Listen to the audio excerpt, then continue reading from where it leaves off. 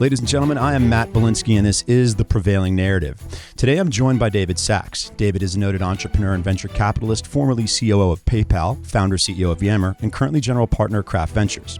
He's also the co-host of the All In podcast and is quickly becoming one of America's most prominent thought leaders and commentators, speaking vocally on matters ranging from politics and world affairs to business and culture. David, thanks so much for joining us today. Good to be here. That was quite an intro. Only way. I didn't know that we had gotten that much attention, but I guess the All In Pod is kind of growing in popularity. So it is, and well, I think what's interesting is that as the American discourse kind of becomes more three-dimensional, with people who are also wanted to speak on business and the startup world, but also getting involved in politics and world affairs. I think the you guys have kind of led the way, and the audience is now kind of following and matching that. So I think that's why just me postulating on its success recently, but it's been fantastic. And so one topic that you've been kind of keenly focused on for a while now is online speech and censorship, both in terms of its freedom of speech implications, but also as a signal for a kind of creeping de facto social credit system almost being enacted by a number of the big tech companies. So obviously we're in the middle of a transformational event in this realm with Elon buying Twitter. Twitter founder Jack Dorsey called Elon the singular solution I trust. So, okay, if Elon is the solution, and we'll get to that in a second, what is the problem? In your words, how would you describe the problem that you have noticed that you've been kind of, the canary in the coal mine on in terms of censorship, impositions on free speech, and this kind of soft authoritarianism of a social credit system in America the last few years? Yeah, well, I think the thing to understand about this wave of censorship is the enormous inertia that it had behind it until Elon stepped up and said, stop. First, going back several years, you had sort of cases of isolated individuals being thrown off social media, but everyone said, no, those are just isolated cases or provocateurs or unpopular people. It was a Milo Yiannopoulos or an Alex Jones. But then it kept growing. More and more people kept getting thrown off until a sitting president of the United States was deplatformed a couple of years ago. Then the censorship started taking place against entire categories of thought and opinion. We saw during COVID that if you had the wrong opinion on the efficacy of vaccines or cloth masks or where the virus might have come from, you could be censored, thrown off social media for that, even though a lot of those opinions later turned out to be true. Mm-hmm. Now, that idea of censoring categories of thought is being applied to things like climate change and to gender identity. Look, whatever your positions are on these issues, my problem with it is that we are basically silencing entire categories of thought here, and we're declaring these debates to be over, as if there's nothing more we can ever learn. There's no fact. Everything has been discovered and figured out. That is simply not the case. And this would have kept going. I mean, does anybody think that this would have stopped here? No, of course not. More and more categories of thought were being outlawed. It was positively Orwellian. Mm-hmm. And it really felt like all of us were sort of putty in the Orwellian hands of these content moderators, these censors, and our right to free speech was being taken away. And that's why I think what Elon has done is really important. He's basically come along and said, stop, this has gone far enough. We need to restore Twitter to being the town square, the open town square. We need to stop censoring people based on, wrongthink.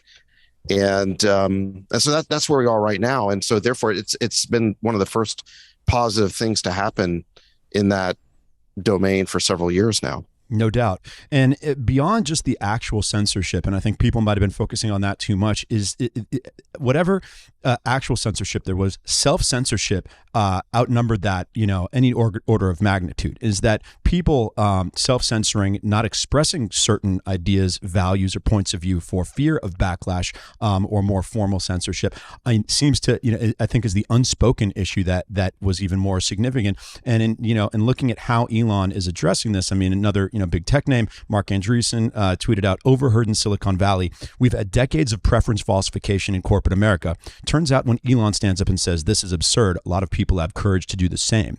So preference falsification, essentially a lot of people, that most people are out there lying. They're lying about what their points of view are in order to either, one, gain social credibility, or two, avoid social censure. And how prominent do you think an issue that issue was, and how much do you think that played into, that drove what's happening now with Elon leading the way and solving it? Yeah, I think it's a very serious issue because if you know that stating the wrong opinion and you're not sure exactly what the wrong opinions are, you just have this general sense of what you're not allowed to say. If stating the wrong opinion all of a sudden can get you thrown off social media, it can get you depersoned, or worse, you could lose access to your financial accounts. And we should talk about that in a second. Sure. Of course, it's going to have a chilling effect on the discourse. And that basically is, when I was in college, we called this political correctness. Now it's called woke. Yep. What we've seen over the last several years is that people would get canceled. They would lose their jobs for expressing the wrong opinion on social media. And, and that's part of it too. So you have this sort of you have these forces of cancellation and censorship. And it's getting to the point where a lot of Americans feel like they don't have the right to say what they really think. And this is just fundamentally un-American. The First Amendment is first for a reason. It's one of our most fundamental values. We have the freedom of speech. It's just one of the most fundamental birthrights we have as Americans. And I think a lot of people feel like it's being infringed and taken away. And as it's being infringed, and a point that you've made recently in terms, because it almost feels like it's reductive to just describe it as freedom of speech, right? Because people get lost in the shuffle there, in that people start using counter arguments as if anyone who believes in freedom of speech means anything goes, but that's clearly not the case. Freedom of speech, as it's understood to be, has been filtered through the American legal system now for a couple hundred years. There are contours to this. There are limitations, and this is a point you made recently in a Bloomberg interview. And that, listen, to the extent that there can be unprotected speech, we've already, the American court system and even culturally have determined that. And I think that was a really good point that you made. Yeah, exactly. So this is probably the single biggest mischaracterization about freedom of speech, is that it means anything goes. The Supreme Court has, over the last 230 years, been looking at hard cases, or hard First Amendment cases, to figure out what are the boundaries of free speech. And the Supreme Court has actually found that there's 9 categories of speech that are not protected by the First Amendment, because that type of speech is dangerous. I mean, this is the proverbial yelling fire in a crowded theater type of idea, but sure. That's sort of it's sort of a cliche. But the categories are things like fraud, right? You can't defraud somebody and then claim, well, I got to defraud someone because that speech was protected. Incitement to commit a crime, to commit violence, to incite imminent lawless action. That is not protected speech. Harassing people or stalking someone, that's, it's not protected. There is a Supreme Court case called Bilinsky in which fighting words, which are basically ethnic and racial slurs, it said that is not protected speech. So this idea, you hear this idea a lot, that if Elon restores free speech to Twitter, that it's going to become a cesspool of people using racial and ethnic slurs. And my point would be, that's not what the First Amendment means.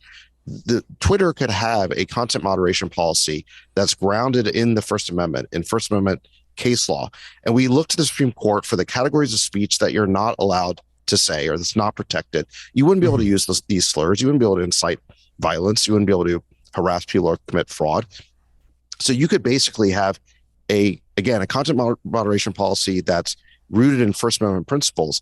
And the benefit of that would be that you're not just making it up as you go along.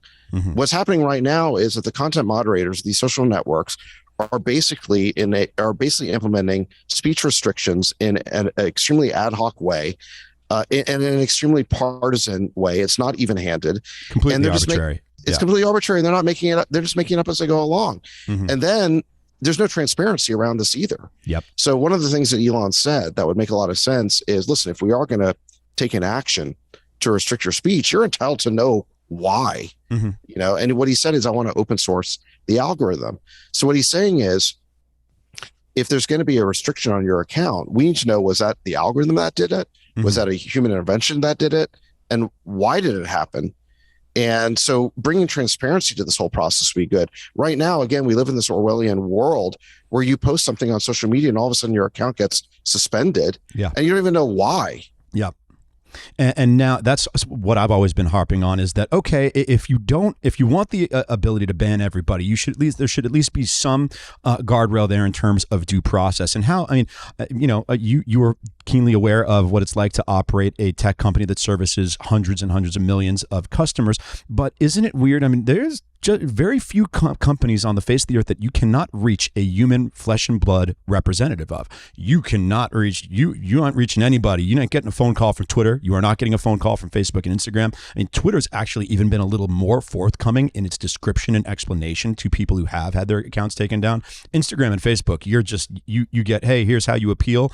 You'll send that appeal. It's you throw it into a Kafka-esque hole. And it seems like this should be there should be some sort of due process where, and they have the money for it. Like if you're a platform of a certain size that has a certain, it reaches a certain threshold of users, okay, you're going to have to go and hire a number of representatives to at least field calls and communicate the explanations for why someone has been censored or had their account suspended or terminated. I mean, am I completely off base here? Or does it seem like that's a pretty reasonable requirement? I think it is a reasonable requirement. I think that is what they should do. Part of why it's difficult is because what happens is when they implement these speech restrictions, let's say there's a category of speech where you're not allowed to have an opinion. They have to then create guidelines around that. Well, what exactly does it mean to have an opinion on climate change that's not acceptable? What does it mean to have an opinion on cloth masks or vaccines or what have you that's not acceptable to them, right? Yeah. So they then start publishing these internal guidelines, and then they have these giant, they have to operationalize it somehow. So they have these giant departments of content moderators, and quite frankly, you're getting into hundreds or even thousands of employees doing this, and it becomes a giant cost center. So they start outsourcing it to what are called BPOs, or business process organizations, who are third-party vendors, basically, who run large operational processes. So they hand these guidelines to these BPOs. The BPOs frequently aren't even in the US because it's a lot cheaper to basically hire BPOs in countries like Philippines or India or whatever. And so now you've got these BPOs trying to navigate these Byzantine cultural hot buttons that we have and discern what is correct speech, and then apply these things to specific tweets or posts on Facebook. It absolutely is unworkable. It makes no sense. And this is why you get, events like, I don't know if you remember a few months ago, Ron Paul got thrown off Facebook for saying something, and, maybe they interpreted it as violence or something like that. And of course, as soon as they found out that it was Ron Paul and his son is a sitting U.S. senator, they said, "Oh, sorry, we made a mistake. It's just an accident," right? And I don't think they intended to censor Ron Paul. I just think that when you try to operationalize these extremely Byzantine speech restrictions, you end up with a lot of mistakes. Yeah. But the rest of us don't have a son who's sitting in the U.S. Senate, who's powerful, who can get Facebook to basically reverse their restriction on our account and say it was a mistake. The rest of us just have our accounts frozen. Yeah. So this is the place we've arrived at. And it would be a lot better off. I think we'd all be a lot better off if we had a simpler content moderation policy. It was, again, rooted in simple First Amendment principles.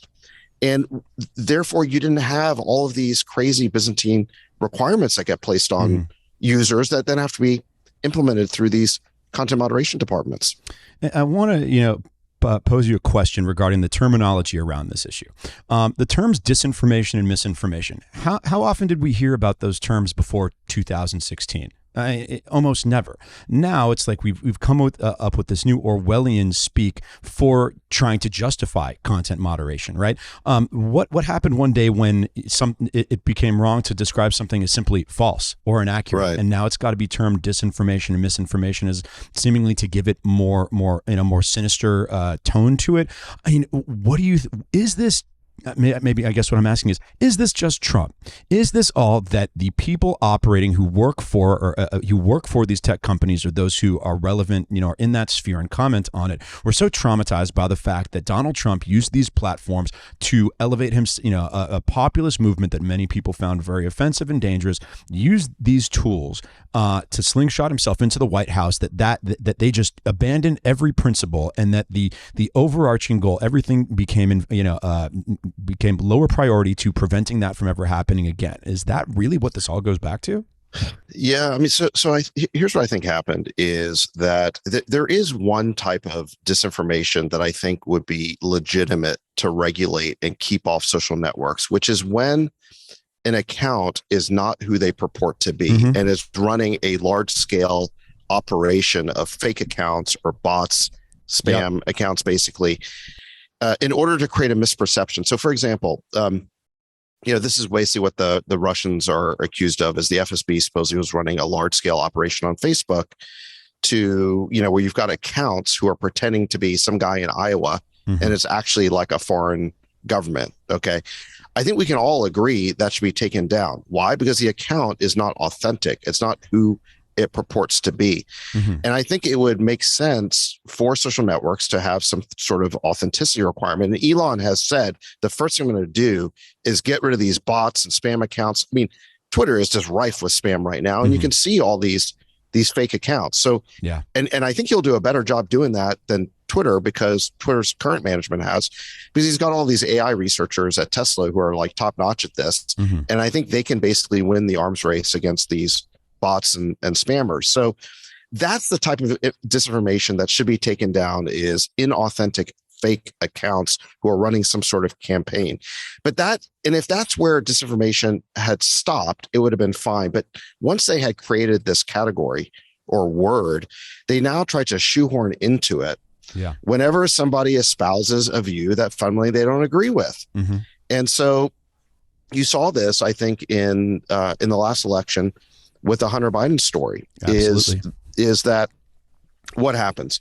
A month before the election, the New York Times runs a story about Hunter Biden's business dealings in Ukraine.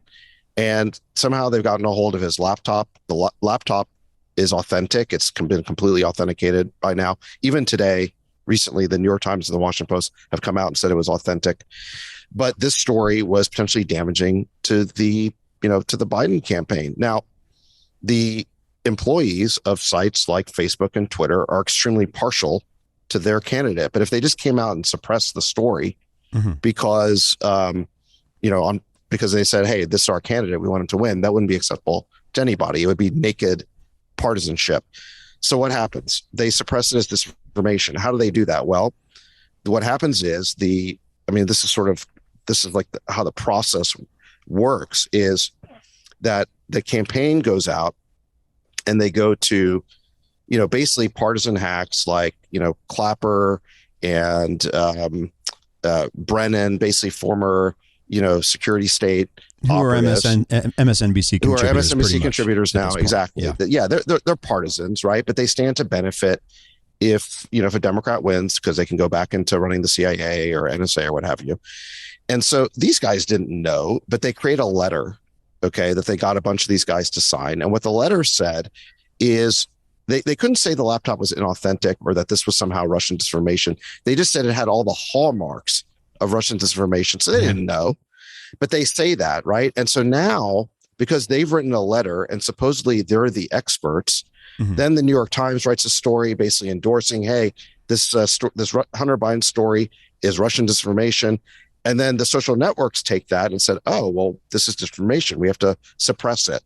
So what's happened is that you start with something that might be legitimate, which is we're going to ban inauthentic fake accounts on social media.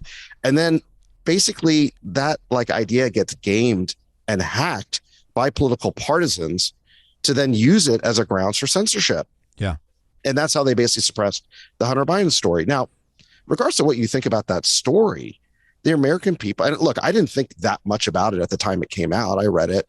I didn't like that they were showing photos of him, and I thought that was sort of scurrilous and unnecessary. Sure. But the American people had a right to take that into account. And especially now that we're involved in a war in Ukraine, it seems like that. Pretty relevant. That seemed pretty relevant. So that was completely out of bounds for social media to be censoring the New York Post, which, by the way, the oldest newspaper in America, founded by Alexander Hamilton. It just shows you how far, afield we've gotten on freedom of speech and the press. And I think it's also because there's both, in terms of whether or not these platforms should be either have a moral imperative or just practically should be authorized to determine what is true and what is not. And you could look at it on principle and say, well, who are they to determine what's true or false? Here's the other part. In trying to, their track record on it is very bad. It's terrible, in fact, to the extent that they've tried to put their thumb on the scale and played fact checker. It's you can look at it and it doesn't seem like they're equipped to do it, even if you could theorize that they'd be good at it. practically their track record hasn't been good. And to put that amount of power in their hands is really dangerous, particularly when they're doing deliberately and knowingly what they seem to accuse everybody else of. It's very strange. And if you look at this new they're trying to create now a disinformation governance board at Homeland Security.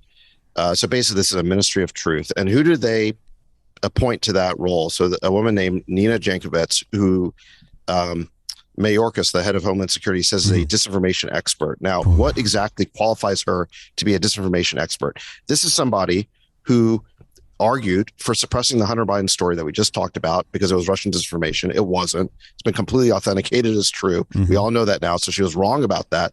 Meanwhile, she was aggressively pushing the Steele dossier against Trump, which turns out to have been completely false. That actually was disinformation. Laughably. That was a completely false document created by a former British spy on behalf of a political campaign. Oh yeah, he was being paid. It was part of it was paid for oppositional research. That's right, exactly, and for which people are now under indictment. So you would think that these blemishes on her record of calling things disinformation that are actually true and pushing things that are actually false, you would think that would be disqualifying. But in the view of the people who are appointing her, those things are actually qualifications. Because when they talk about disinformation, what they really want is the power to suppress the other side, parts of the debate they don't like. And when they can label something as disinformation, as we've seen, then the social networks have a justification for removing it. So this whole thing, why would they create a disinformation governance board? It's so Orwellian. It sounds like a Ministry of Truth. The reason is they want an authority to bless. Anytime there's an opinion they don't like, they can get Nina Jankowicz to go out there, the expert on disinformation. She then calls it disinformation, and then Twitter and Facebook have a justification for removing that content from social networks. That is basically the path that we're on, and we saw that exactly with the Hunter Biden story. Now it's gotten to the point where, again, anytime that one side of the debate, of the political spectrum, doesn't like a point of view, they just label it disinformation. Listen, if they want to, it's fine to disagree with it. It's fine to say you don't know what you're talking about. That's false. Let me prove it. Here's the real facts. Here are the receipts. That's the way the debate should work, is if you disagree with someone, say so and try to prove what the facts are. The way it's worked for centuries. Exactly. But that's not what they're interested in doing, because they're not interested in labeling you false and proving it. They're interested in labeling you disinformation. Why? Because that ends the debate. When the other side gets labeled as disinformation, it shuts down the debate. And this is the point, is that we have a large contingent of people in this country on a certain side of the debate, basically on the sort of hard progressive left, and they're not interested in persuading anybody anymore. They're just interested in ending the debate. And when you have the power to define what is disinformation, you have the power to end the debate. That's what this is all about. And so going back to the question of why, how did we end up where we are right now? And I think this is interesting. You alluded to it earlier, that there was a kind of fractional version of this during the early 90s, at least culturally, called political correctness, that there was a certain kind of enforced sensitivity and this was a less formal, was more informal imposition of a speech code that, you gain social censure for running afoul of this, being politically incorrect. Okay. And that turned out to just be a brief phase. It kind of, it's sparked during the late 80s, drifted into the early 90s, and by the mid 90s was a distant memory. A lot of people, as I started to notice the kind of version 2 early in the 2010s, and all of a sudden, it seems that you can get a lot. They're trying to really increase the list of things that you can't say and the punishments that you can get. I had a lot of friends of mine, particularly ones that were a few years older than a little more of age during the early 90s, say, okay, it's just, don't worry about this. It's just a phase. The pendulum will swing back. It was not just a phase. The pendulum did not swing back. This continued to go further and further to a place that was unforeseen, that very few people could have imagined, let's call it 8 years ago. Why do you think that is? How do you think that the guardrails of American society, where everyone, kind of accepted that while certainly there can be some hostility, cultural and political hostility, that we are just, the notion of moderation and censorship was so wholly un-American that we would never get to this place, but yet we have. Do you have any theories on why that is, just from a cultural perspective? Well, it's like what Andrew Sullivan famously said, we all live on campus now. So political correctness didn't stop. The people who were doing it graduated. and that now they occupy the high grounds of all of our professional institutions. So, fundamentally, the big, I think, political and cultural divide in America is now between. It's no longer this sort of old right versus left. It's really about sort of populist versus elitist, and we can talk more about what that means. But basically, you've got a huge divide between what the professional class thinks, sort of the elite, and what the working class thinks. And if you read political scientists like Roy Tushera, he really details this on his Substack. It's really worth checking out. But basically, polling shows that the professional class, those with college degrees, have radically different views than what the working class has in this country. And that is the fundamental tension. Now, the working class is about 2/3 of the country. The elites, the professional class, is only about 1/3. So the working class has the numbers, which in a democracy should ultimately prevail. But the elites control all of our institutions. And so, if they control the Fortune 500, they can control the think tanks and the foundations and really the Democratic Party.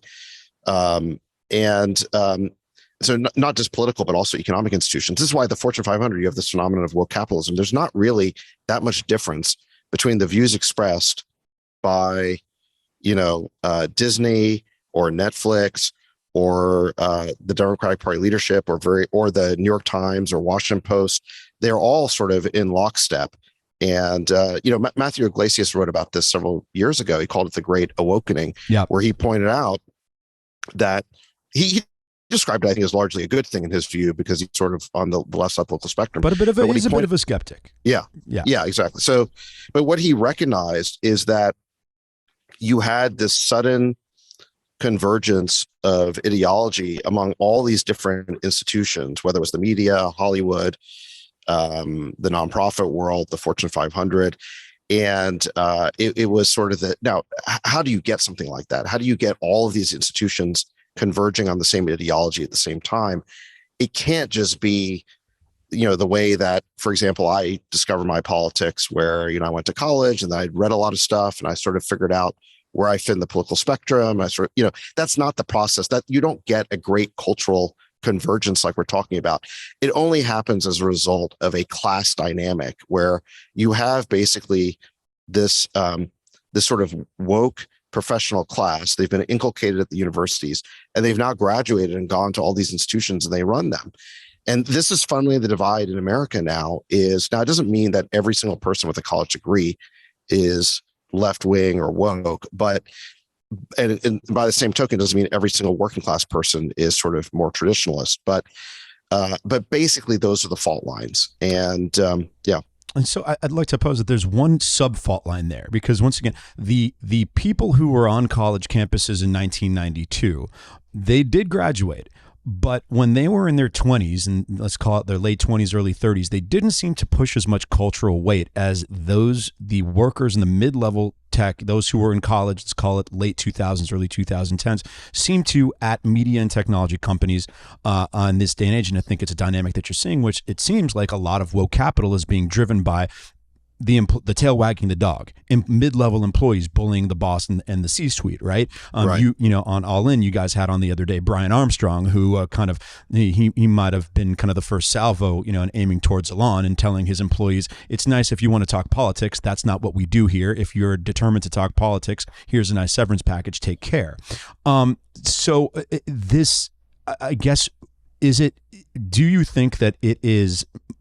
It's both a class divide and a unique phenomenon of who is hired and who is staffed at these companies that speak to people, that control channels of communication, that graduated from college in the 2000s and the 2010s, that even have a far more left-leaning worldview than liberal, highly academic students who might have graduated in 1994, for instance. Yeah, I think that's right. I think you've now got multiple generations. I mean, when I went to college, I graduated in the early 90s. So, geez, that was almost 25 years ago, or around 25 years ago. I remember in the late 80s, early 90s, we were having debates about the canon, about what the core education at Stanford would represent. And that was when they got rid of the Western civilization course. They kind of threw that out and replaced the so-called dead white males like, Shakespeare and Plato and so forth, all like the traditional great thinkers of Western civilization. They got rid of all of that education. They replaced it with something different. And since then, we've now had multiple generations grow up with this sort of illiberal education. And so, this basically is I think this is fundamentally the root cause, is that our profession, the institutions in the United States are run by people with college degrees, and they are all downstream of the university system. And the universities were captured 2 generations ago by radical leftists, and that's basically the education you get. Now, I think that probably is a little bit too simplistic in the following way. I think there's basically 3 reactions you can have to the fact that universities now are completely run by sort of radicals. So one is you can get indoctrinated. You can basically become a true believer. The second is, and I'd say about 20%, my estimation is about 20% fall into that category. Okay. The second category is more like a go along to get along type. They sort of are, maybe they don't fully imbibe it. But maybe they're somewhat sympathetic to it, but they're not going to like fight it. And that's probably about 79%. And then the third category is what I call the rebels, and they're about 1%. And these are people who reject it. And so now what happens to these people after they graduate? So the true believers go to do the jobs where, frankly, they don't pay that well. They basically don't pursue money. They pursue power and influence. So they do jobs like going to be reporters at the New York Times. That's sort of the dream job. Or they go work at a foundation or something, or directly work on political campaigns. Or frankly, they staff the HR departments of large corporations. I mean, basically, they occupy centers of power in our culture that don't necessarily pay well. The second category, the go along types, or call them collaborators, they tend to just go for the well-paying corporate jobs. So they're going to work at Goldman Sachs or McKinsey, or work their way up the ladder in the Fortune 500.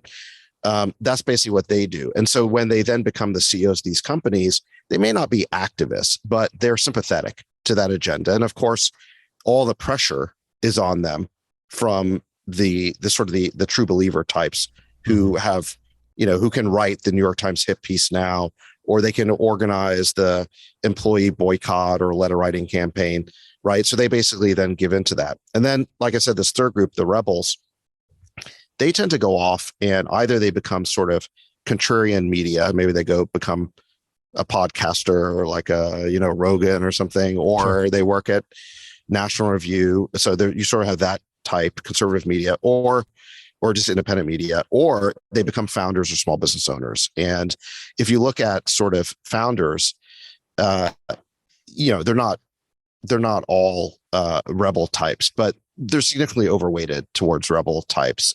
It might even be as much as like 50-50 are sort of like, Brian Armstrong, who you mentioned, or people who just have a very independent mindset and contrarian mindset and don't automatically embrace everything.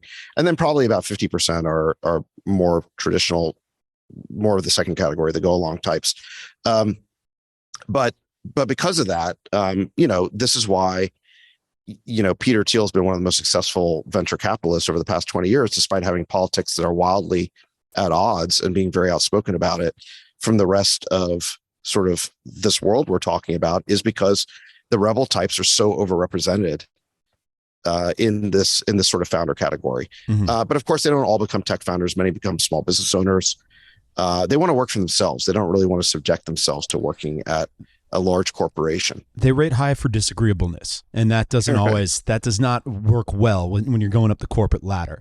So speaking of that, to that point, and this Elon buying Twitter is a bit of a bomb in this range, right? So what's the blast radius? This is what I'm thinking, contemplating right now. Okay, he goes ahead and cleans up Twitter, rolls back the Trust and Safety Committee, gets rid of the bots, and fires, some of the woke mid-level employees who might be kind of exerting some internal pressure. Does that translate to Facebook and Instagram? Does that translate to some of the other tech companies that have been creeping in the direction of, as you mentioned, implementing a de facto social credit system? As another disruptor, Vitalik Buterin, founder of Ethereum, and he kind of postulated that the largest consequence of Elon taking over Twitter may not be any specific policy decisions, but rather the morale effect of his supporters feeling emboldened and his detractors feeling like they're arguing on enemy territory. So, okay, does that boost in morale kind of empower some of the other founders who are still running those companies and tech executives to move in this direction and kind of disregard the internal pressures that they're getting, for more censorship? I think so, because like we talked about at the beginning, there's so much inertia, or there was so much inertia to this movement where more and more categories of speech, more and more categories of opinion and thought were basically being put in the wrong thing category, were being described as disinformation and censored. So this wave of censorship was growing, it was galloping, and now it's hit its first serious patch of resistance. Elon's saying no. And so even if he just stops it from getting any worse, that would be a significant accomplishment. But I also think that he can set an example here where if Twitter now affords users due process, if it affords them transparency into content moderation decisions, if he shows that, no, listen, we're going to allow people free speech, but it's not going to turn into a cesspool. That's nonsense. So he can then prove that a lot of these concepts work, and it will create pressure, I think, on the other companies to do likewise. So I do think it's very, very threatening to the forces of censorship that you have here. One of the top entrepreneurs, the world's richest man, willing to take a strong stance against it. And now, look, he hasn't bought Twitter yet. The deal is not done. So we have to hope it still gets consummated and then he's able to implement his vision. But I think it could be very transformational. And, one of the things I described when Trump was first thrown off social media, you had the censorship, you had the deplatforming of a sitting president of the United States. And I described it as a speech cartel, because what happened is all of these companies got together at the same time to make the same decision. Yeah. And if they had done that for the purpose of price fixing, everyone would have been up in arms. But they got together for the purpose of speech fixing, where they all got together to decide, hey, we got to throw this guy off here. And that's basically what they've been doing, is they've all come together in like a cartel and agreed on a certain set of rules which are constantly morphing in more of the censorship direction. And it felt like no one could break the cartel. And so sometimes it just takes one actor to break the cartel. And now if the other companies keep going in this direction of kicking people off, Twitter actually might do better and better. Those other sites might stagnate, whereas Twitter might have a market opportunity, and that might provide some check on bad behavior by the other members of the cartel. Yeah, Twitter's always kind of been looked down upon from a financial perspective, somewhat so. And I mean, had they been optimizing the financial wherewithal of the platform and revenue opportunities, maybe Elon would have never had the opportunity in the first place. So, perhaps it regardless of morale and intangibles, and from a tangible perspective, they see economic success through a more open platform, which is clearly where Elon's mind is at. That would really lead the charge there. Aside from free speech and the implications of Elon taking over Twitter and whatnot, one topic that you've been focused on quite a bit is the political economy and the politics in where you've lived, primarily San Francisco and the state of California. Another atmosphere that is rife for some fixing and some reversal here. We've got California. Even today, the New York Times published a piece kind of acknowledging that California had net outflow migration for the first 2 times in recorded history the last 2 years. Clearly, there's something wrong with the governance of our state, and it's leading to a reduction in quality of life. Before we get into how to fix it, once again, how, from your perspective as a Californian and someone who is deeply invested in fixing it out here, how do you think we got here? How did California, once again, we've always accepted that it's a more liberal-leaning state, but the liberal governance, for all of its faults in the 90s, 2000s, and even into the early 2010s, whatever the results of that were, it did not lead to a very obvious decline in life quality that we're seeing now that is animating people to leave the state. So what happened in recent times that led us from whatever was going on in the 2000s to the Chesa Boudin, George Gascon, progressive overreach, dysfunctional era that we seem to be living in now here?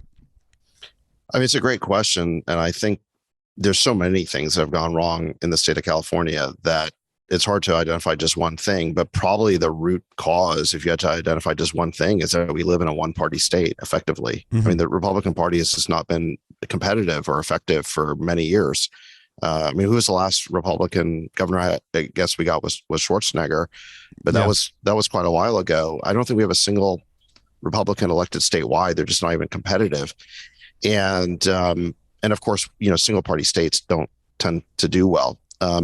Got nobody keeping them honest. Yeah, exactly. And so that's a huge problem. And I think it would be, somebody needs to figure out how to reform the Republican Party in California and make it more competitive. But also people in California need to be, I think, more willing to look to alternatives. And so far, it's just been a one-party state. And then within that party, if you look over the last several years, the sort of radical progressive wing, basically the DSA socialist wing of the party, has become absolutely ascendant. And you saw this, several years ago. I think back in 2018, I supported Newsom. I donated to Newsom because he seemed like a sort of business-friendly, socially liberal, more liberal Democrat. As mayor, he had supported marriage equality. He had supported decriminalization of cannabis, but he had also been business friendly. This is as mayor of San Francisco. Those were all,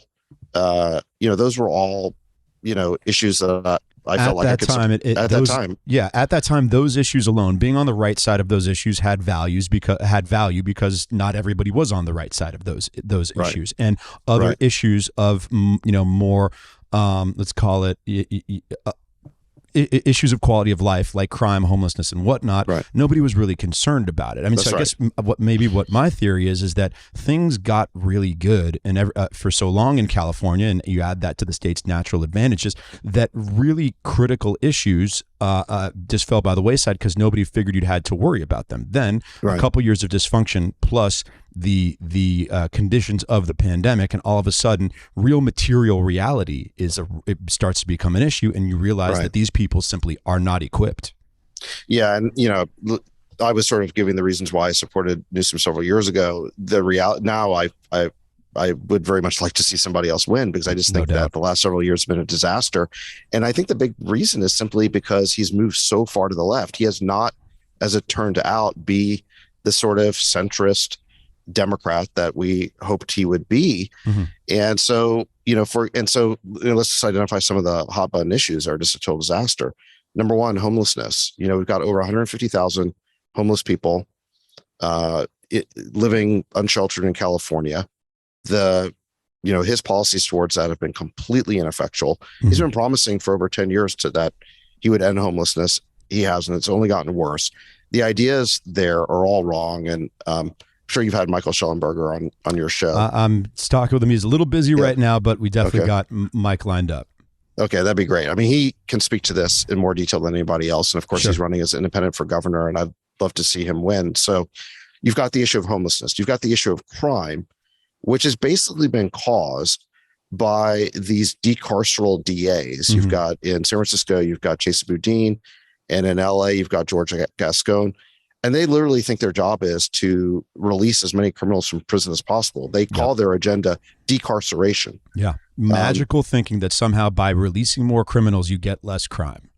Right. Exactly. I mean, it's almost as if having a DA who doesn't believe in putting people in prison, it's like having a fire chief who doesn't believe in water. Yeah. I mean, look, I don't want to over incarcerate people, but there are violent repeat offenders who need to be put in prison to protect the rest of us. And they are letting these people go. And it is having tragic consequences. I mean, we've had so many people in San Francisco, just one city here. There have been many, many people who have died as a result of violent repeat offenders being released from prison. The issue that got me alerted to this was the New Year's Eve killings of two women, Hannah Abe and Elizabeth Platt, by a repeat offender named Troy McAllister, who was released by Chesa Boudin as a third strike offender. Boudin becomes DA, releases him. He's arrested 5 more times before New Year's. He's released every single time, not charged. And then on New Year's Eve, he ends up killing these 2 women. It's just absolutely tragic. But there's a lot of examples like this. I mean, this has become really extreme. And now the thing that people don't understand that they should about Gavin Newsom is he's not out there on the stump, with decarceral rhetoric like a Chesa Boudin, like a George Gascon, but he is allied with them. Yes. And if you look at the personnel are policy, and the personnel he's appointing, he had the ability to appoint anybody to the attorney general role in California. Once, I guess, Alex Padilla took over the Senate seat, he appointed a guy named Rob Bonta, who is a diehard, steadfast ally of Chesa Boudin and George Gascon. And if you go back and look, when Newsom appointed Bonta, they were delighted. They were, so happy. So now you've got, at the statewide level, you have basically someone pursuing decarcerationist policies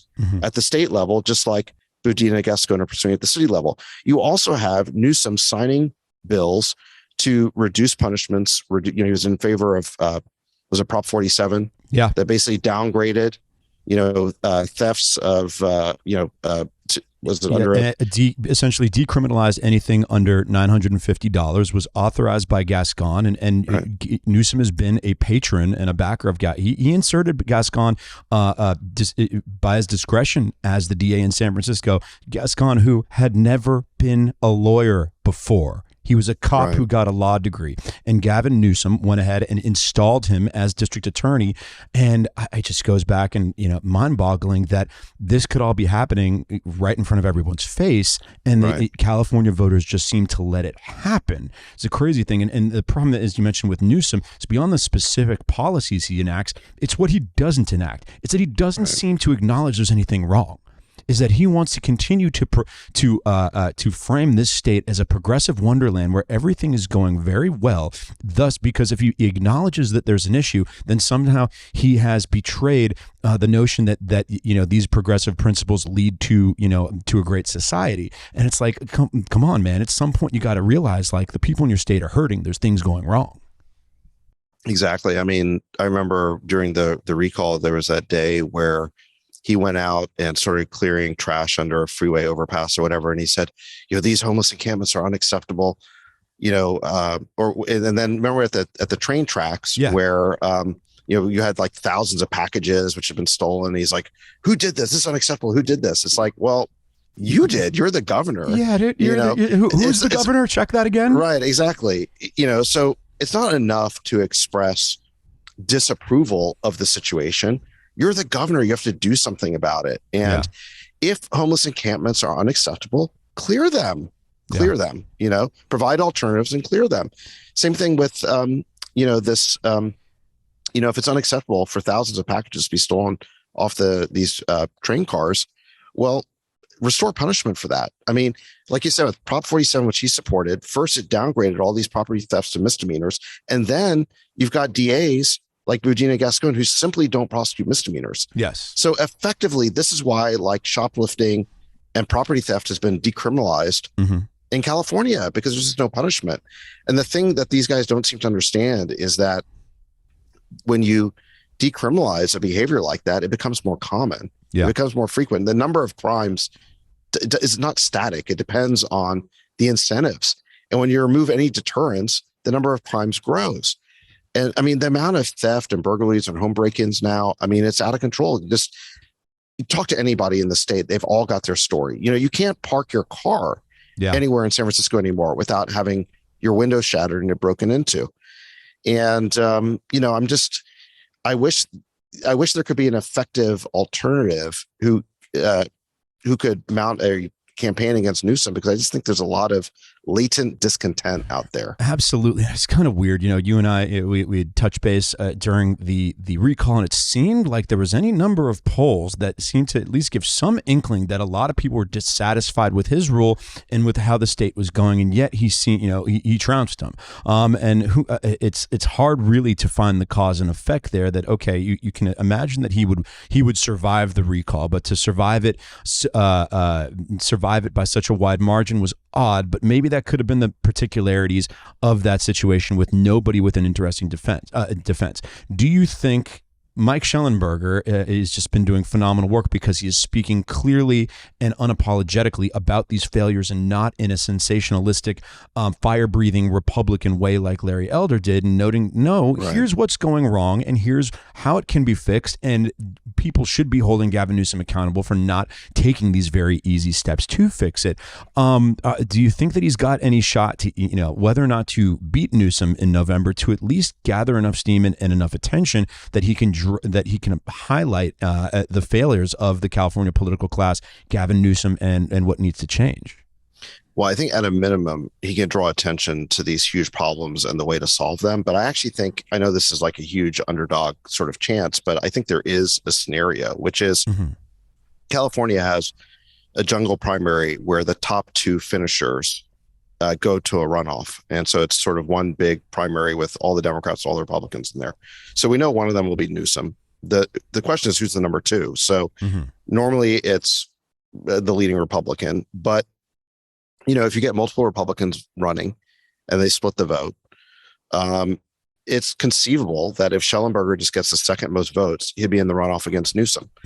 And then, in a heads up situation, anything could happen. I think, because then Schellenberger would get enough sort of earned media, free media attention that people could become more aware of him. And I think the fact that he's not a Republican, frankly, could be an advantage because in the state of California, it's a 2-to-1 party affiliation in favor of Democrats over Republicans. And, Republicans having that label is a little bit of a scarlet R in this state. So the fact that Schellenberger is an independent, I think, could be an advantage if he could just get to the runoff. Because, again, he could get all the independents and all the Republicans and then maybe even some Democrats. So, it's an outside sort of possibility, but I do think it is possible.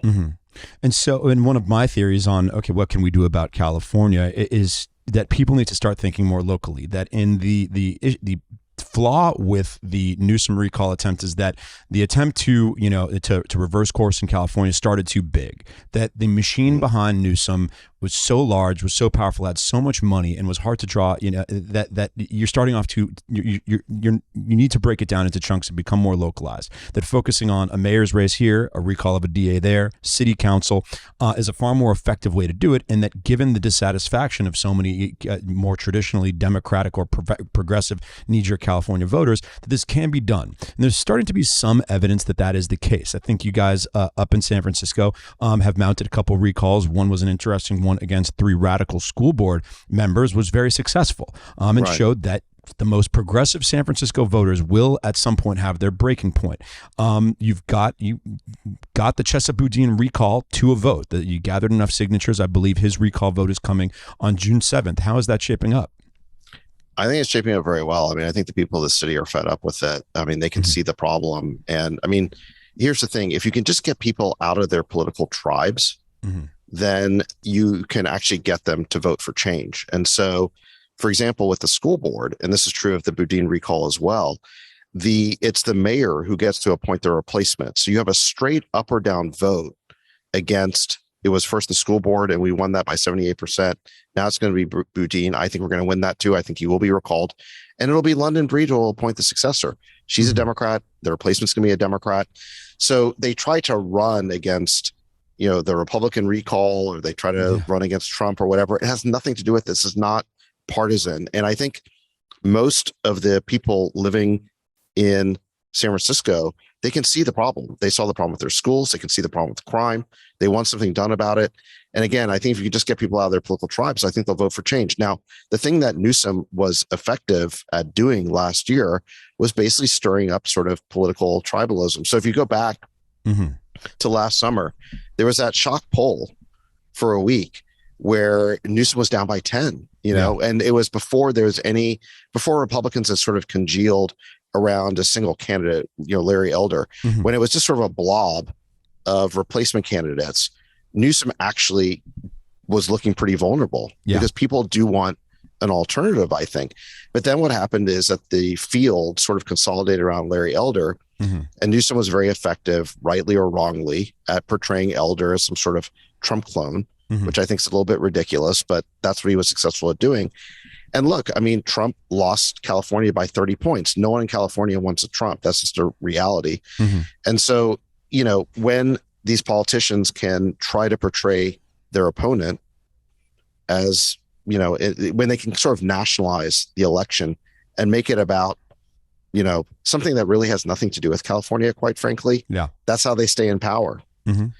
So you're right. If we can get people to think a little bit closer to home, that's how you can maybe get some change. No doubt. And as you mentioned, the national issues, of kind of low relevance influencing California elections. One of the issues that popped up during the recall was a ruling, or at least Governor Abbott of Texas signing off on some pretty restrictive laws around abortion that was then weaponized by California politicians. Obviously, this weekend, big news around the abortion issue, with a leaked preemptive opinion, majority opinion, essentially overturning Roe v. Wade. You can already see Newsom already did a Planned Parenthood event today, and Karen Bass is already LA mayoral candidate Karen Bass already pointing to the abortion issue. Even though anyone who's done even a scintilla of investigation or research on this issue knows there's no way the overturning of Roe v. Wade will impact abortion rights in California. The legislature will encode those rights.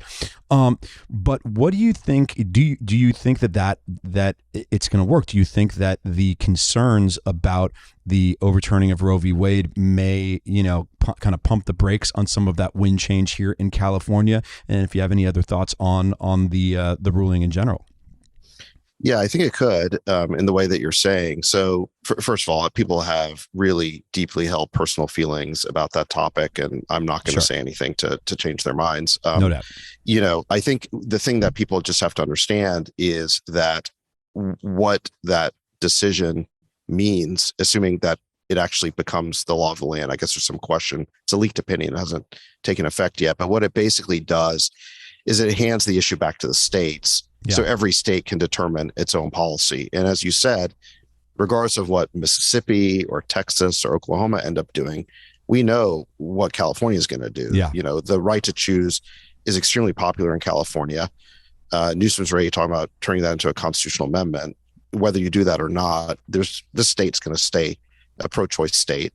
Yeah. And I saw that, Rick Caruso, who's running against Karen Bass in LA for mayor, came right out right away and said, listen, I'm pro-choice. There's going to be no restrictions on abortion on my watch, and which I think is the politically smart thing to do.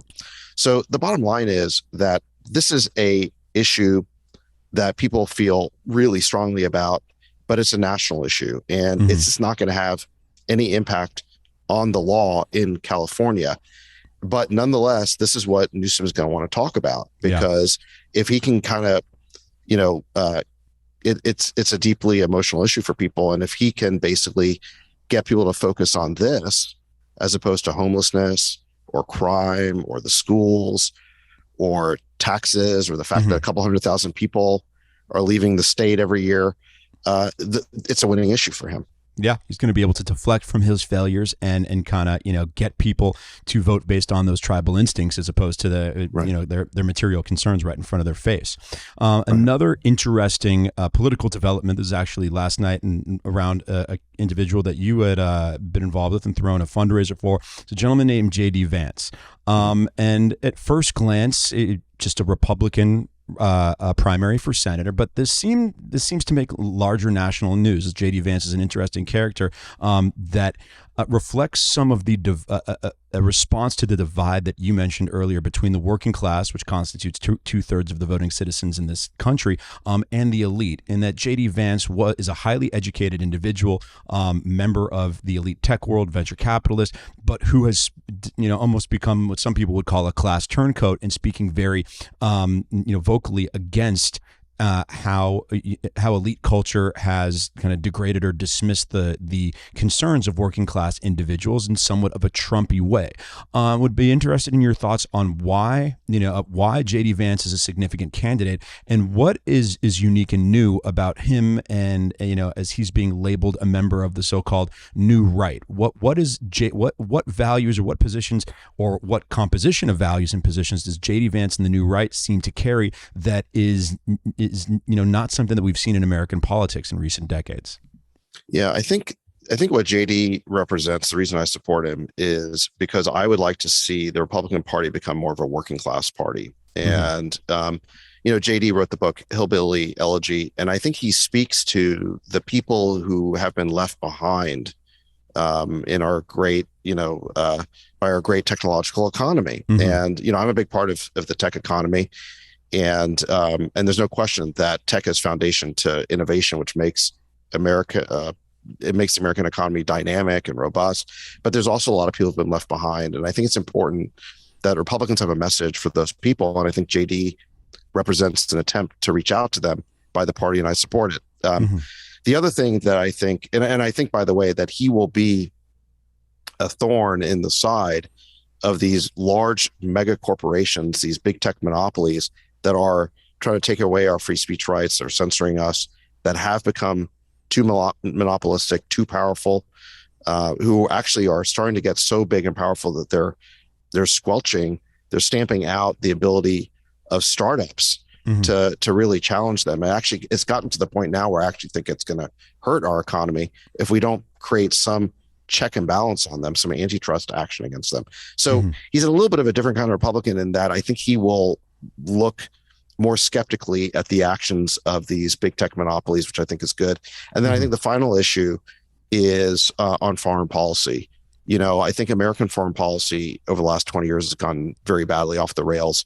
We keep getting involved in these stupid foreign wars where, we spent over the last 20 years, we spent $6 trillion on nation building in Afghanistan and Iraq. We spent 20 years in Afghanistan. It's America's longest war. We lost that war. The way in which we left was a debacle.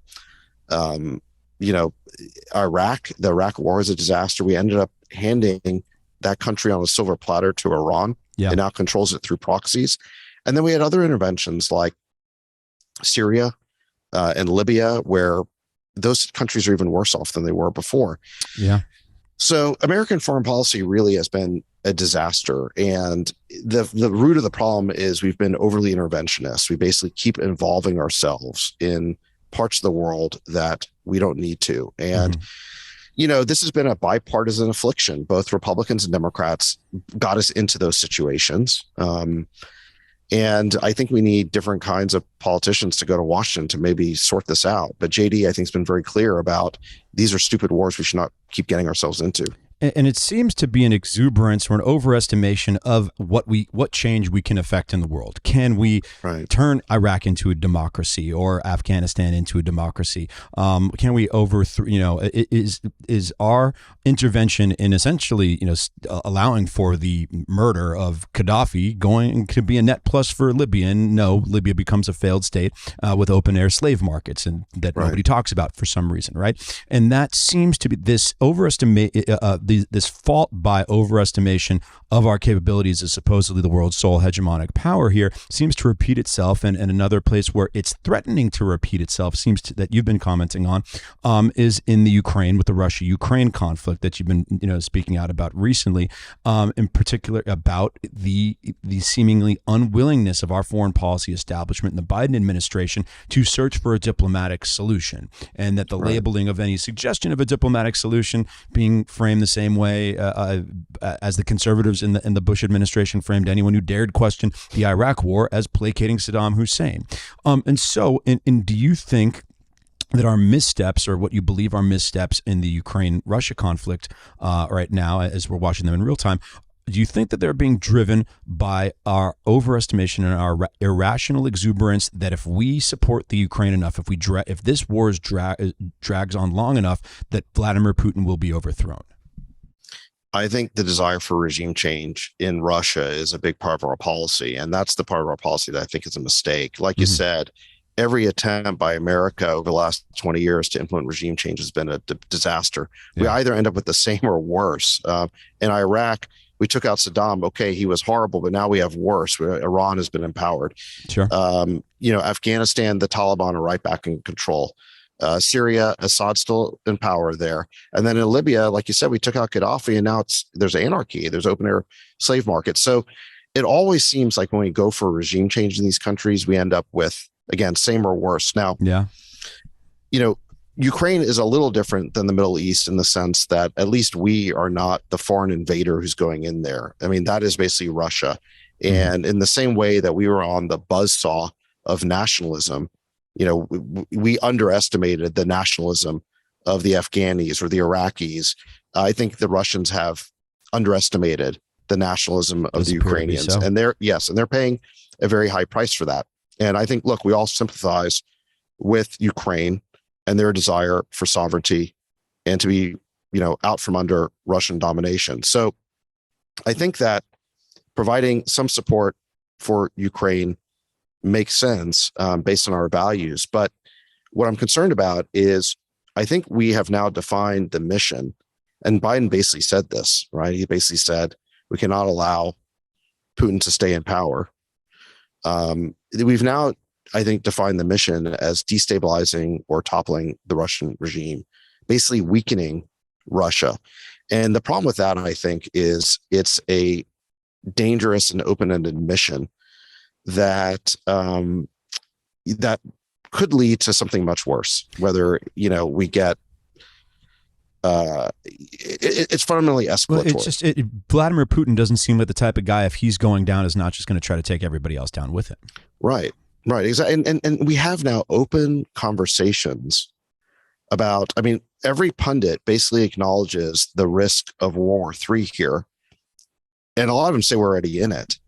But you have widespread talk among pundits now and in the news about the potential for a nuclear use in relation to the Ukraine war. And so that right there should tell you that something has gone sort of off the rails with our policy, because the fact of the matter is that no American president, not even Biden, has ever made the case that America has a vital national interest in Ukraine. We simply don't. No American president has ever asserted that. And so for us to be risking a potential nuclear use, if that could happen, over what's happening in Ukraine, there's a mismatch there in our policy objectives, are the amount of risk that we're taking in relation to what we have to gain. And what I've argued is that, first of all, we should have tried to avoid this war through negotiation. That we had opportunities last year to do that. The administration failed at that. They didn't really try. And now, again, they seem not to be interested in driving the process to a peaceful resolution, to a negotiated settlement. They just seem to, they're not even part of it. I mean, when there were peace talks last month, the mediators were people like Naftali Bennett from Israel, or Erdogan from Turkey, or Macron from France. The U.S. wasn't even present. And it seems like it's not an objective of this administration to bring the resolution, a swift resolution to this conflict as quickly as possible. It seems like, again, the objective is regime change in Russia. And I think that could end up being a, fatal or really tragic miscalculation. A miscalculation, or one that simply does not net out as a plus for American society, that, we're aiming when they're trying to aim for the stars, we might come up with a handful of mud, because Vladimir Putin has more to lose than we do, and he's going to act. Right. He's going to act rationally in alignment with that.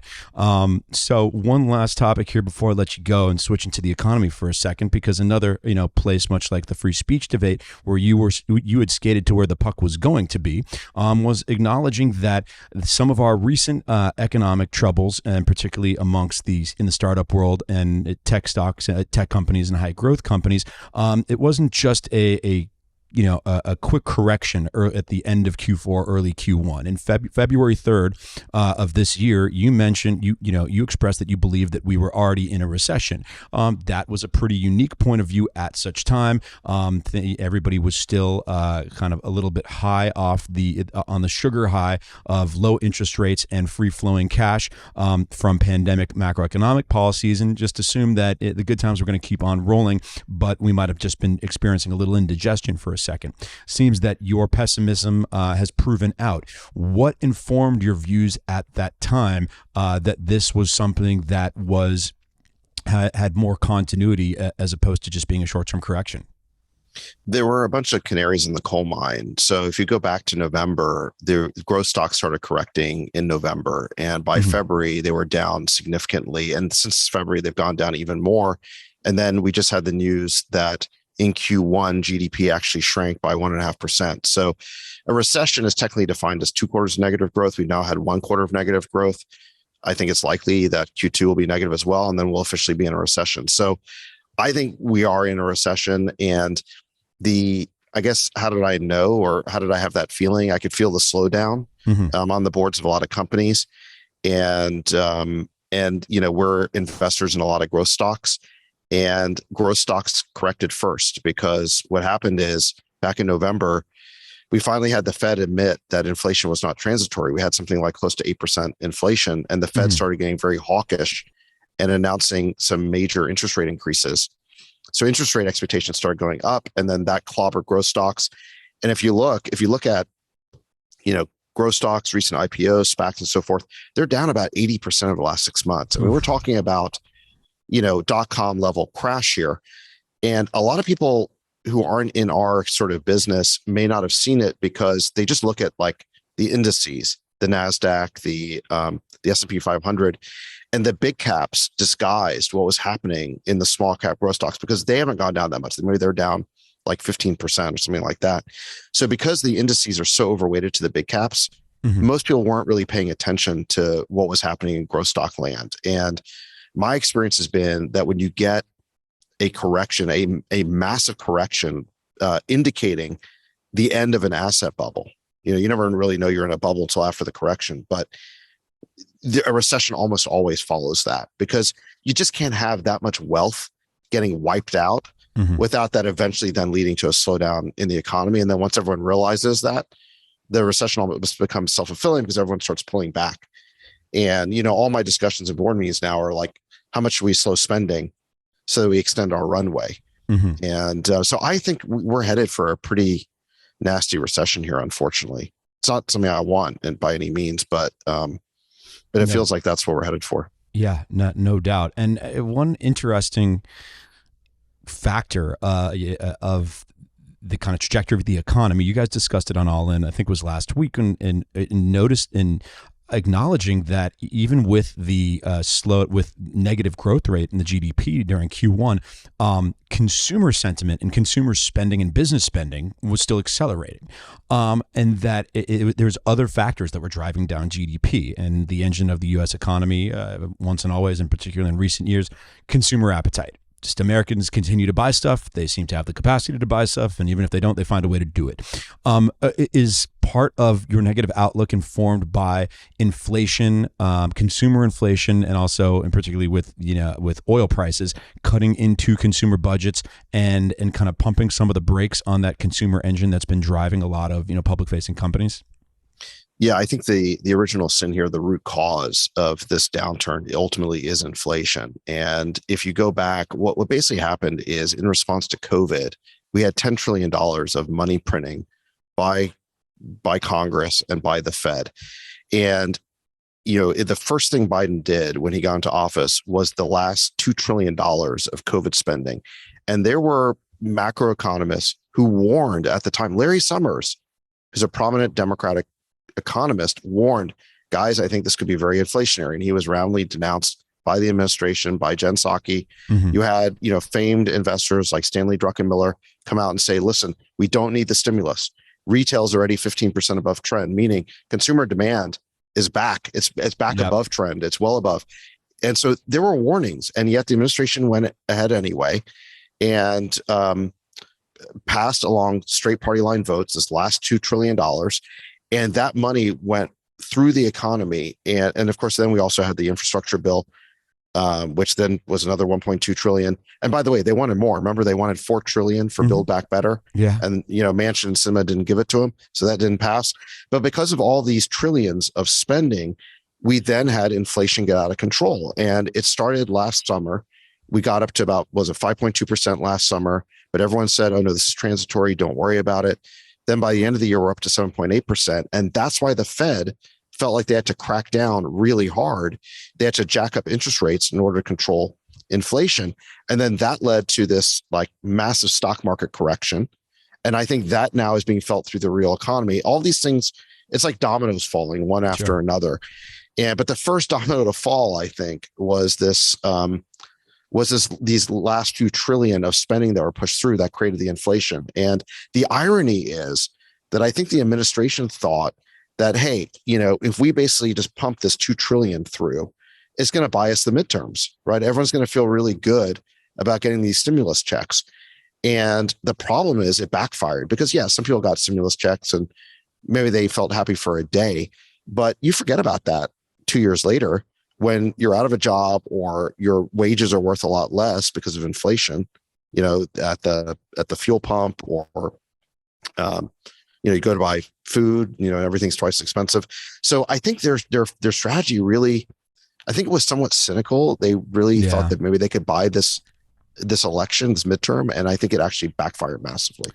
And so unnecessary, and that we were already 18 months into the pandemic, and that to the extent that the economy needed to recalibrate, it already had, right? And you saw that the consumer economy had held up very well. All these obviously there are some small businesses and some retail businesses in a variety of markets that simply rely on foot traffic, and they were hit pretty hard, and some of them didn't survive. But this whole notion that we just experienced a first of its kind exogenous shock of a pandemic, and oh my God, we need to turn on the spigot, that was not a justifiable view 18 months into this thing. Instead, they just went for political reasons, and they just jumped it all in there. Yeah, exactly. And you remember Biden ran promising a return to normalcy. Yeah. And if he had just given us normalcy, he'd be incredibly popular right now. What did normalcy mean? It meant ending all these crazy COVID mandates and COVID restrictions, getting life back to normal. That's what people desperately wanted. But he was very slow to do that. Instead, he tried to basically, he tried to impose this vax mandate on 100 million workers. The Supreme Court threw it out, found it unconstitutional. So he didn't lead us back to normalcy on COVID. The states have mostly done that. The governors have mostly done that. On the economy, we were in the process of recovering. The economy was sensitive, but recovering. All he had to do was leave well enough alone. And instead, he jammed down this extra few trillion of spending, which we didn't need, and tried to get more, and so on down the line. And so this is why he's at 37% approval rate. And then on Ukraine, I know it's popular to support Ukraine in this war, but the better approach would have been to avoid this thing altogether. And there were so many things the administration could have done last year to help prevent this war.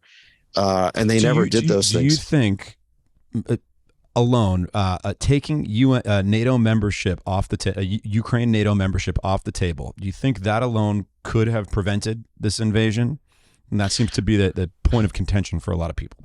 Yeah. So that was the Russians' most longstanding demand, is that they were upset that Ukraine could become part of NATO. But all the way back in 2008, we had declared at this Bucharest summit of NATO that eventually that the door would be opened for Ukraine and Georgia to join NATO. And right away, the Russians said, this is a red line for us. Ukraine is right there on their doorstep. They've been invaded multiple times throughout their history through Ukraine. And, NATO sounds like a purely defensive organization to us. That's the way they see it, that's the way we see it. But from the Russian point of view, they see it as an offensive organization, and they didn't like the idea of being encircled on a 1,200-mile border by the United States. And if Ukraine becomes part of NATO, it meant American weapons, soldiers, and bases right there on their border. And they were having none of that. That basically has been their most longstanding demand. And if you go back and look at the contemporaneous press accounts, I went back and analyzed this question about how impactful was NATO expansion in this whole war. And what I would tell you is it was always the issue that the Russians had, that they were they expressed it publicly. All you have to do is read the headlines, and you will see in headlines by the Associated Press, Russia says this is a red line, over and over and over again. And so what you'd have to say, if you don't believe this was their number one issue, is that it was a pretext, and that really they have some other issue like conquest or something like that. And this is all just something they've made up. But if it is something they've made up, they've been saying it for a long time. And my point of view is, look, I can't prove that it wasn't a pretext, because how do you know what's in Putin's head? But my view is that we should have robbed them of that pretext. And so what you do is you take that pretext off the table. If we had given them a written guarantee that Ukraine would not have been part of NATO, if Putin then invades, you've proved that he's a liar, on this point. Yeah. And so then we know exactly what this conflict is about. But the problem is we never took the issue off the table. Mm-hmm. Now, we could have gotten something for that. I'm not saying you just give it up without getting something in return, but we could have negotiated that point. And the crazy thing is that if Zelensky recently did an interview with Fareed Zakaria where he said that privately he was told that Ukraine could not become part of NATO, but that publicly we can't say that because we want NATO's door to remain open. So this was the diplomatic approach that we had, is that privately we told Ukraine you're not going to be part of NATO, but we were unwilling to publicly guarantee that to the Russians because we wanted to vindicate this supposed principle of the open door principle of NATO. That makes no sense to me. If you're telling Ukraine you're not going to be part of NATO, tell the Russians the same thing. Because again, you'll rob Putin of that pretext for an invasion. And if he moves ahead anyway, well, you've proven that he's a liar, but don't give him that pretext. By the way, that pretext has been popular with the Russian people. So if you look at polling of the Russian people before the invasion, by 2-1, they were willing to go to war to prevent Ukraine being part of NATO, but they were not in favor of going to war just to reunify, just for conquest. And so at a minimum, if you take that pretext off the table, you drive up Putin's negatives among the Russian people. And recently there was polling by a group called Levada Center's independent pollster, and they showed that Putin is still popular by like 80% in Russia. So his popularity went up. And so at a minimum, we should have driven up the cost to him of an invasion by not giving him the pretext that he wanted, if that's what it was. Mm-hmm. So I just think it was diplomatic malpractice. I mean, not to negotiators call this the giving someone the sleeves off your vest. It's giving them a concession that basically is meaningless to you. Like if we were saying privately that Ukraine shouldn't have been, it wasn't going to be part of NATO, there was no downside in us saying that publicly. It was giving the Russians the sleeves off our vest, but we refused to do it. It seems to me, I mean, it goes back, is related to my earlier point about, it being too overestimating our capabilities. Are we still, does the ruling class or the foreign policy establishment still just want to pretend that it's 1998, the Clinton Pax Americana, where we're just so overwhelmingly the most powerful nation on earth with no recent foreign policy blemishes on our record, and we can do anything, and thus we don't need to compromise or show weakness or give anyone a concession? I mean, is that what's driving it? Because if not, it just seems completely irrational.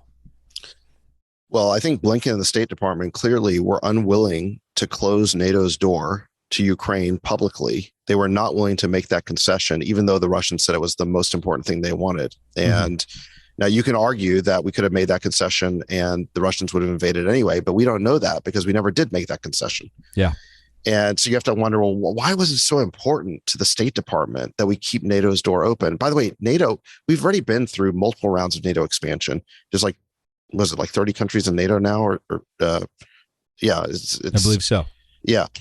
So we've expanded NATO a lot. And you got to remember that the way NATO works is NATO is an alliance where an attack on one is an attack on all. So if any NATO country is attacked, all the other NATO countries come to its defense. Well, the fact of the matter is that if the United States is attacked, Ukraine coming to our defense doesn't help us. We're the ones with the huge military. It helps them. Mm-hmm. So the truth of the matter is that when a country joins NATO, we become responsible for their national defense. We don't really get anything out of it. They get a lot out of it. That's why they all want to join NATO. But the reason why we were hesitant to let Ukraine join NATO, remember, we expressed the desire back in 2008. It didn't happen.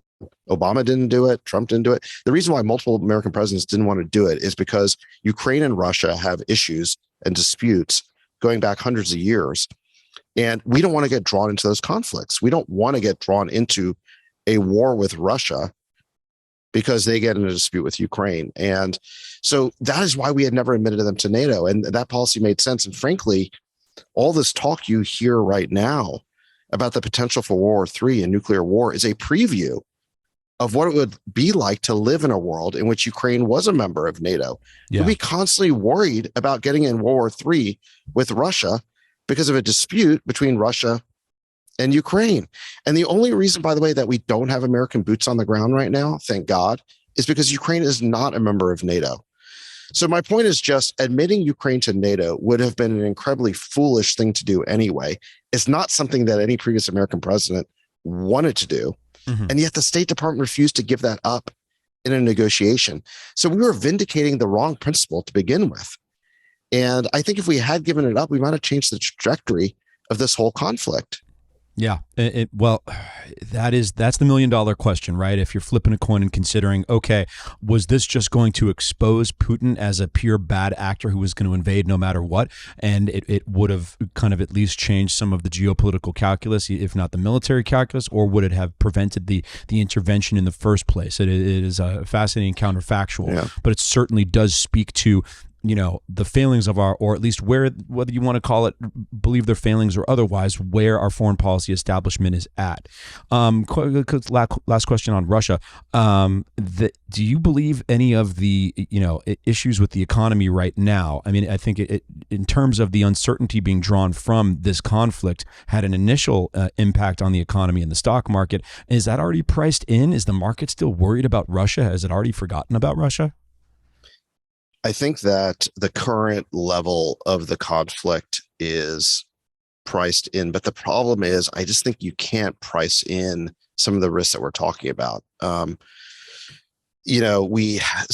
I guess the answer is, if the conflict were to spin out of control, no, I don't think it's priced in. Mm-hmm. And I'm not saying that a nuclear use in Ukraine is likely, but it's a possibility. And, there are scenarios you could imagine where something like that could happen. And then we're in a whole different world.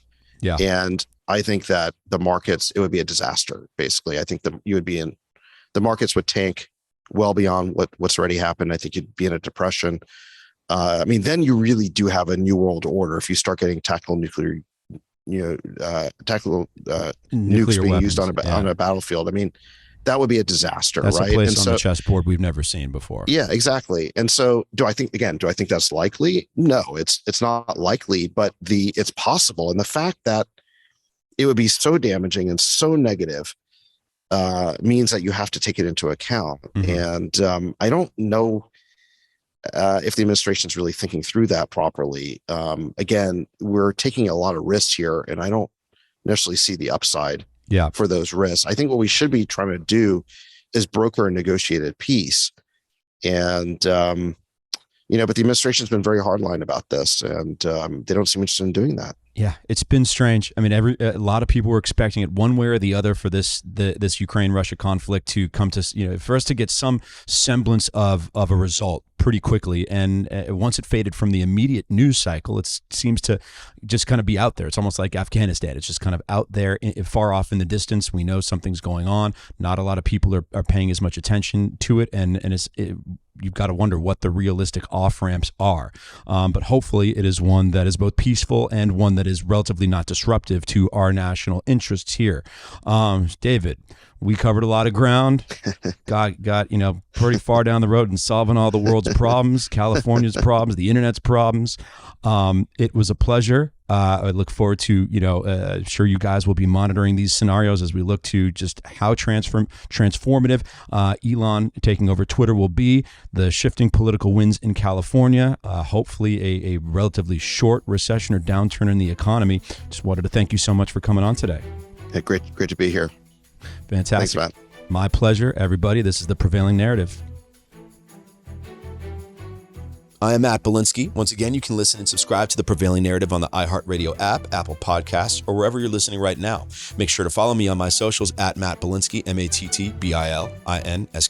The Prevailing Narrative is a Cavalry audio production in association with iHeartRadio. Produced by Brandon Morgan, executive produced by Dana Brunetti and Keegan Rosenberger. For Cavalry Audio, I'm Matt Bilinsky.